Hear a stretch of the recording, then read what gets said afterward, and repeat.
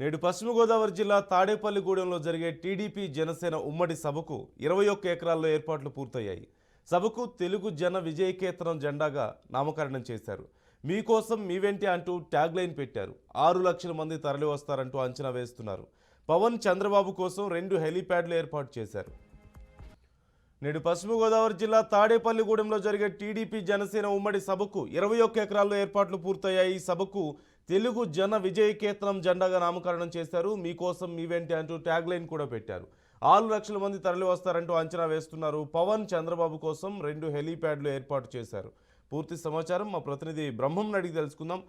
బ్రహ్మం, 6 లక్షల మంది వస్తారంటూ అంచనా వేస్తున్నట్లుగా తెలుస్తుంది. మరి అంత భారీ సంఖ్యలో వస్తున్న నేపథ్యంలో ఏర్పాట్లు ఎలా జరుగుతున్నాయి? నందు ఈరోజు పశ్చిమ గోదావరి జిల్లా తాడేపల్లిగూడెంలో ఇటు తెలుగుదేశం పార్టీ అధ్యక్షుడు నారా చంద్రబాబు నాయుడు, అదేవిధంగా జనసేన పార్టీ అధ్యక్షుడు పవన్ కళ్యాణ్ ఈ ఇద్దరు కూడా ఒకే వేదిక మీద మొట్టమొదటిసారిగా ఒకే వేదిక మీద బహిరంగ సభలో పాల్గొంటున్నారు.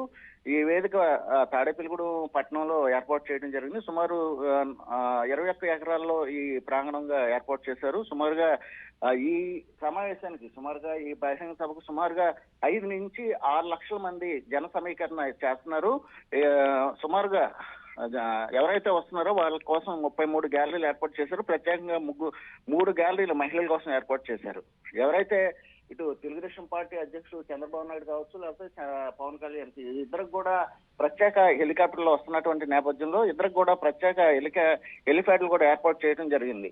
ఏదైతే సార్వత్రిక ఎన్నికలు మరికొద్ది రోజుల్లో వస్తున్నటువంటి నేపథ్యంలో ఇప్పటికే ఎన్నికల వేడైతే పుట్టింది. అదేవిధంగా ఇటు తెలుగుదేశం జనసేన పార్టీకి సంబంధించి ఇప్పటికే ఉమ్మడి జాబితా కూడా ప్రకటించినటువంటి నేపథ్యంలో మొట్టమొదటిసారిగా తాడేపల్లిగూడెంలో ఇరువురు నాయకులు కూడా ఒకే ప్రాంగణంలో ఒకే వేదిక మీద పాలు పంచుకోవడంతో ఏం మాట్లాడతారు అనేది కూడా ఆసక్తిగా ఇటు ఆంధ్రప్రదేశ్ లో ఉన్నటువంటి ప్రజలు కూడా ఆసక్తిగా తిలకిస్తున్నారు. ఏదైతే ఉమ్మడి నాయకులు సుమారుగా సాయంత్రం 4 గంటలు ఆ టైంలో ప్రాంగణానికి వస్తారని చెప్తున్నారు.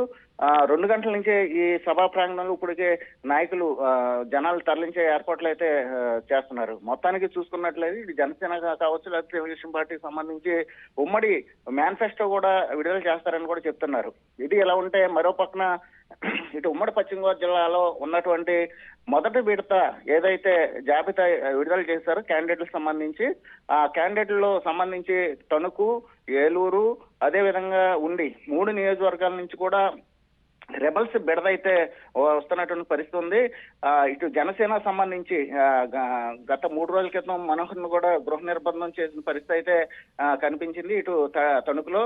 అదేవిధంగా ఏలూరు సంబంధించి అభ్యర్థి టికెట్ ఆశించి భంగపడినటువంటి నేపథ్యంలో ఆయన కూడా ఈ రోజు సభకి వచ్చే అవకాశం ఉంది. ఆయన కూడా కొంతమంది జన సైనికులను తీసుకొచ్చి అక్కడ గొడవలు జరిగే అవకాశం ఉన్నట్టు కూడా కొంతమంది చెప్తున్నటువంటి పరిస్థితి. మొత్తానికి చూసుకున్నట్లయితే ఏదైతే ఉమ్మడి పశ్చిమ గోదావరి జిల్లా వ్యాప్తంగా 15 నియోజకవర్గాల్లో 6 నియోజకవర్గాలు ఇప్పటికే అభ్యర్థులను ప్రకటించినటువంటి నేపథ్యంలో సుమారుగా 3-4 నియోజకవర్గాల నుంచి పెద్ద ఎత్తున టికెట్లు ఆశించి భంగపడినటువంటి ఎవరున్నారో వారందరూ కూడా ఈ సమావేశానికి వస్తున్నట్లుగా సమాచారం.